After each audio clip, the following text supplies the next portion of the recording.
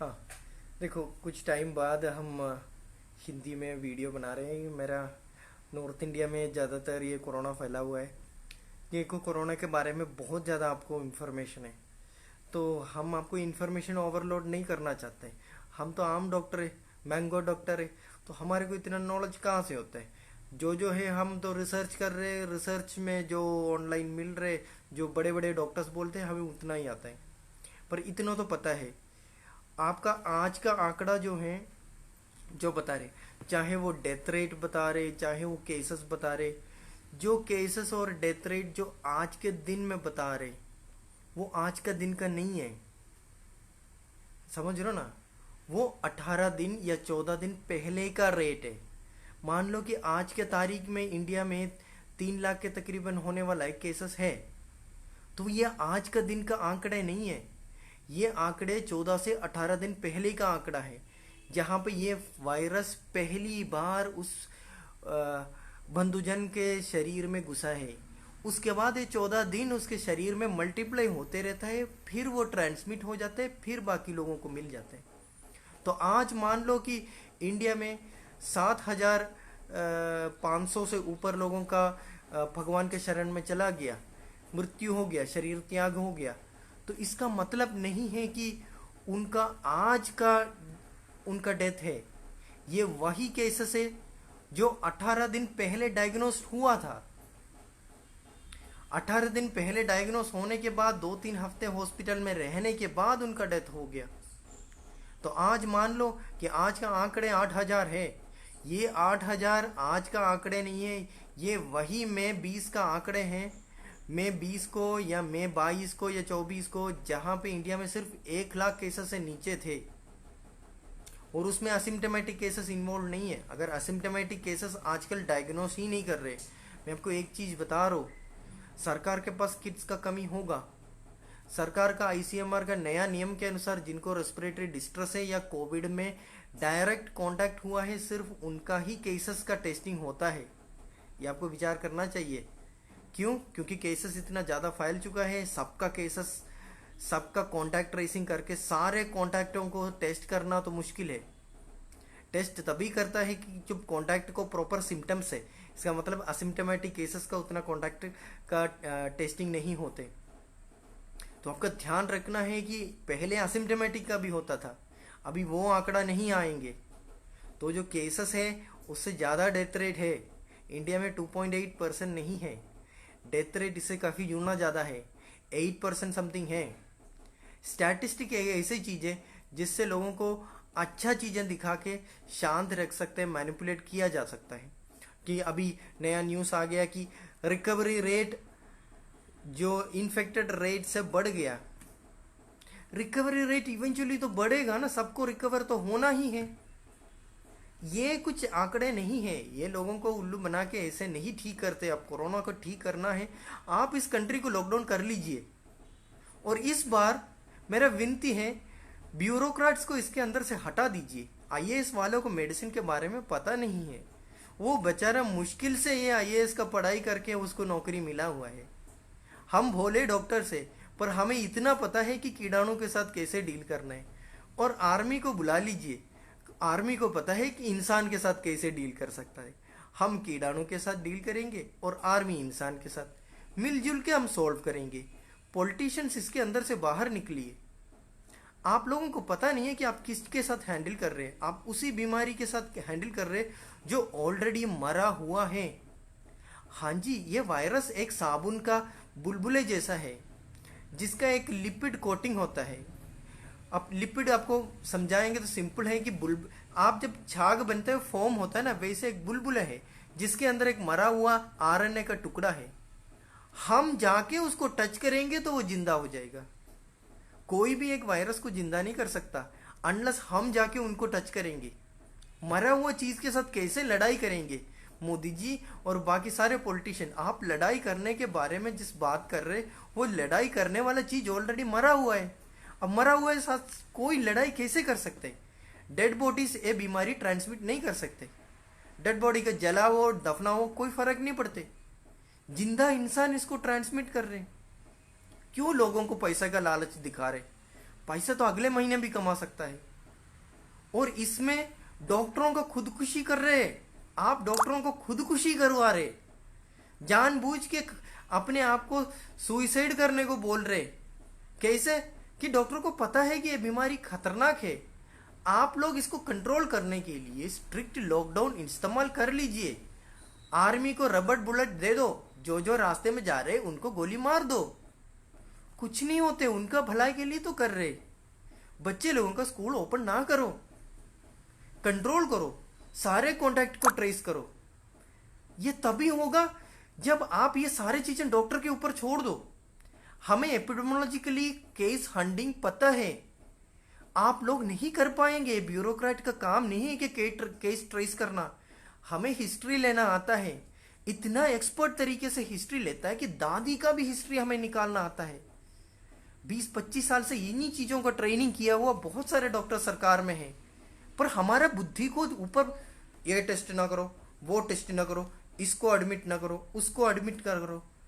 और दूसरा एक चीज, आप पैसे का कॉम्प्रोमाइज करने को बोल रहे प्राइवेट में। सरकार जी, एक किट का 2000 रुपया है और एक शिफ्ट में एक नर्स नहीं, कम से कम 3-4 नर्स चाहिए। अगर 10 पेशेंट भी देख लेंगे तो क्रॉस ट्रांसमिशन हो जाएगा।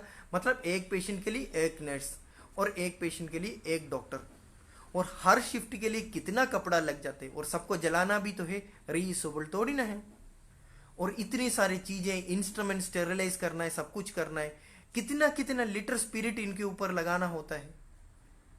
तो एवरेज अगर प्राइवेट में थोड़ा भी किराया कम नहीं करते, करंट बिल कम नहीं करते, कुछ भी नहीं कम करते, रेंट कम नहीं करते, कुछ नहीं कम करते, टैक्स कम नहीं करते, जीएसटी कम नहीं करते, सब चीज में है। मेडिकल सप्लाईज में आपने जीएसटी माफ किया नहीं है ना, ये कुछ नहीं किया ना। तो इसमें डॉक्टर लोगों का एवरेज चार्ज मैं बता दूंगा। अगर आप वेंटिलेटर के साथ एक पेशेंट को एक दिन रखेंगे तो 75,000 रुपीज पर डे, ये एवरेज चार्ज है। आईसीयू स्पेशलिस्ट, आईसीयू नर्स, सबको मान के, और जो इन्फेक्टेड हुआ डॉक्टर, उनको भी बेचारे को तनख्वाह देना है, 14 दिन वेले है, उसका अर्निंग्स भी नहीं है। सब चीज देख के इतना तो तनख्वाह तो बनेगा, ठीक है। नॉर्मल बेड में जिसमें वेंटिलेटर नहीं है 25,000 रुपया है, कुछ भी फ्री नहीं होने वाला, क्योंकि सरकार सप्लाई प्राइवेट में फ्री नहीं देते और लोगों को बेड भी नहीं मिल रहे। मुंबई में मेरा दोस्त है, बेड नहीं है उधर, डेड बॉडी हटाने के लिए शमशान में, मोर्चरी में जगह नहीं है। ये एक चेन होता है, शमशान घाट में जगह मिलेगा तभी मोर्चरी से बंदा निकलेगा, और उसका कोविड टेस्ट का रिपोर्ट आना चाहिए, जो डेड बॉडी है उसको निकलेगा वो, तभी ये जो अभी ऑलरेडी जो बेड पड़ा है उसको उधर उठा के डाल देंगे। उसके लिए स्टाफ चाहिए, आधा स्टाफ बीमार है, अब स्टाफ नहीं है तो डॉक्टर थोड़ी ना उठाएंगे। अगर डॉक्टर उठाने में मदद भी कर लिया, डॉक्टर लोगों का भी नंबर चाहिए, आधा डॉक्टर छुट्टी पे है। 400 से ऊपर सिर्फ अहमदाबाद में डॉक्टर्स कोरोना पॉजिटिव है। आंकड़ा कोई नहीं इंटरेस्टेड नहीं है, किसी को इंटरेस्ट नहीं है इन चीज़ों में, डॉक्टरों के बारे में सोचने के लिए किसी को इंटरेस्ट नहीं है। मैं पिछले 3 महीने से मेरा ओपीडी सिर्फ 1 या 1.5 घंटे करता हूँ। मैं बाकियों को फ़ोन पे ही एडजस्ट कर ले, तो कुछ लोगों को ये भी बताते थे भाई एडजस्ट कर लो, मेरे पास मत आ जाओ। ये हालत है, हम एडजस्ट कर रहे, और हमारे अभी भी पेशेंट आके बोल रहे डॉक्टर साहब आप शाम को क्यों नहीं बैठ रहे। अरे मेरे भाई, मेरे को बैठने में कुछ दिक्कत नहीं है, फिर से कपड़ा लगाना, फिर से मास्क लगाना, फिर से सैनिटाइज करना, पूरा ओपीडी खोल के फिर से इसको फ्यूमिगेट करना, इतना आसान मामला नहीं है। खर्चा भी तो है। आप लोगों से वही 400 रुपये ले रहे जो पिछले 4 साल से मैं ले रहा हूँ, एक भी रुपये तो मिलाया नहीं है ना।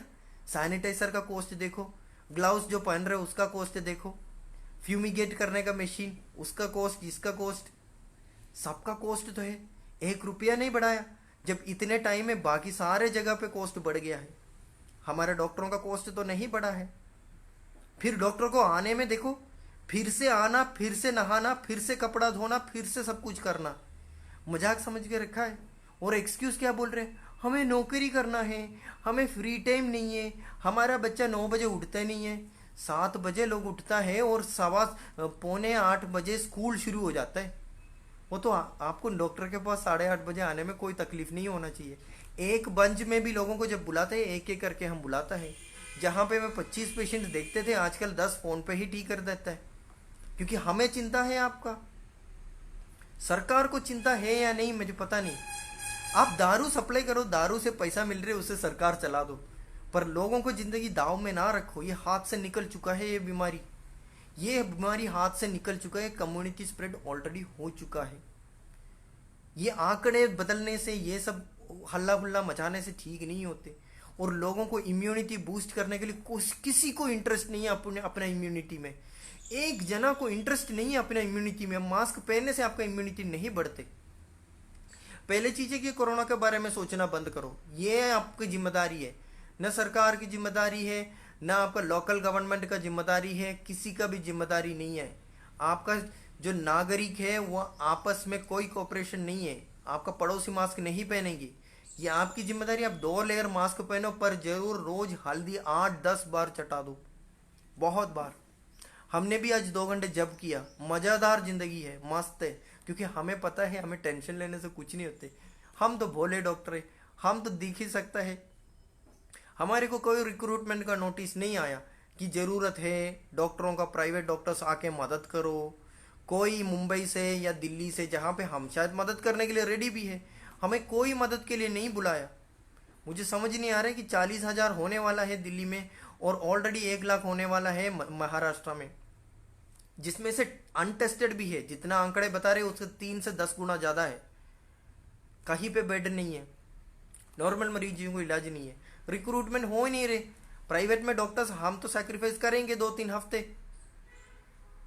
इसका पेमेंट का छोड़ दो, पेमेंट नहीं है या नहीं है, खाना पीना दे दो। समझ रहे हो ना, कोई रिक्रूटमेंट के लिए तैयार नहीं है, कोई नोटिस नहीं हुआ, कहीं पे भी नहीं आया, कहीं गवर्नमेंट का नोटिस नहीं आया रिक्रूटमेंट चल रहे, डॉक्टर्स का रिक्रूटमेंट है। नोबडी नोस, ये प्लानिंग है। इसलिए बोल रहे हो ब्यूरोक्रेट्स बेवकूफ लोग, हट जाओ, तुम लोगों को कुछ पता नहीं है ये तुम क्या डील कर रहे। डॉक्टर हमें पता होता है हम बीमारी कैसे ठीक करना होता है, समझ रहे हो ना। हमारे पास नेचुरल रेमेडी से लेके सब कुछ पता होता है हमें कैसे ट्रीट करना है। कॉन्टैक्ट ट्रेसिंग जैसे एपिडेमोलॉजी सब पता है, कम्युनिटी मेडिसिन बढ़िया पढ़ा है हमने, वो नॉलेज काफ़ी है। आज पार्कान पार्क खुलेंगे तो दोपहर तक पूरा पढ़ के रट्टा मार के हम रेडी हो जाएंगे, तैयार हो जाएंगे रिलाई के लिए। पर वही मौका तो दे दो, किसको मिले, कहाँ मिले, किससे बात करें, क्या होकर है। अंधा करने से ना ठीक नहीं होते, समझ रहे हो ना।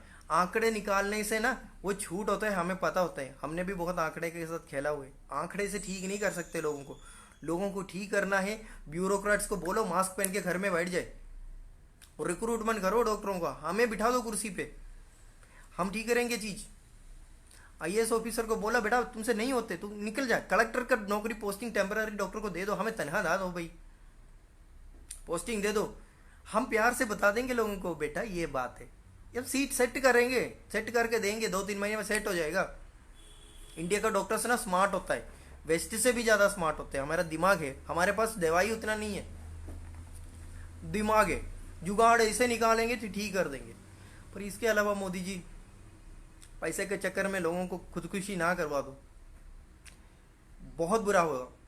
देख लेना, बाकी देख लो, आपकी मर्जी है, आपको ज़्यादा पढ़े लिखे लोग, हम तो भोले डॉक्टर हैं, हम क्या जाने। पर देखने से दुख हो रहे, जो बहुत सारा लोग दिल्ली में मर रहे, वो एक रिश्तेदार को खोने का डर हमें पता है, बहुत ज़्यादा बहुत दुखी है। इतना डॉक्टर्स है, हम तो सिर्फ 1 घंटे 2 घंटे काम करता है लोगों का भलाई के लिए, हम सर्विस के लिए रेडी है। हमें पता ही नहीं है, कहीं पे भी कुछ रिक्रूटमेंट नहीं है। ऑल इंडिया लेवल पे हम रजिस्टर्ड है, हमारे को कोई नोटिस नहीं आया, कोई ईमेल नहीं आया, इधर रिक्वायर्ड है उधर रिक्वायर्ड है, क्या हो रहा है किसी को पता नहीं है। ICMR को छोड़ दो, ICMR रिसर्च किया हुआ है उन्होंने, बेटा ये रिसर्च की बात नहीं है, प्रैक्टिकल है। प्रैक्टिकल क्लिनिशियन का डिफरेंट होता है, एक कुर्सी में बैठ के केमिकल और बाकी चीज़ों के साथ रिसर्च करने में बहुत अंदर होता है। हमें पता होता है अर्ली डायग्नोसिस, अगर मैं होते आज मैं सैचुरेशन प्रोब लेके सब को टेस्ट करके जिसका सैचुरेशन कम है उसको इमीडिएटली एडमिट कर देते। किसी का सैचुरेशन टेस्ट नहीं हो रहे।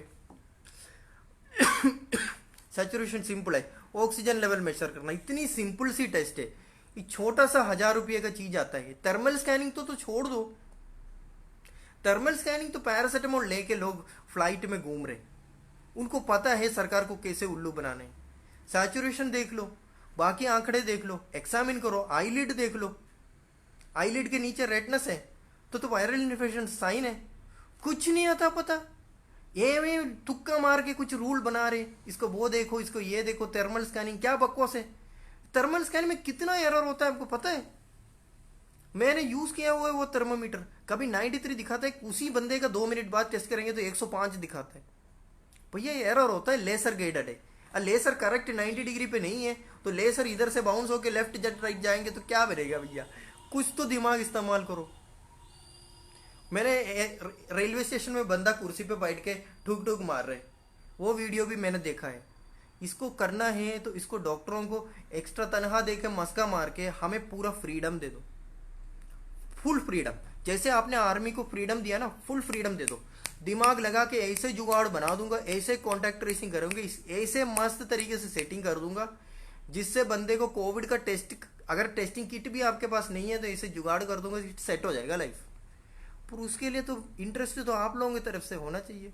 नया नया रूल बना के डॉक्टरों को धमकी देने से कुछ नहीं होती, क्योंकि आप उनका दिमाग ये मान लो बेटा, देखो जितना भी आईएएस है, आईएएस से भी 1000 गुना ज़्यादा टफ होता है मेडिकल एंट्रेंस एग्जाम, बहुत टफ होता है।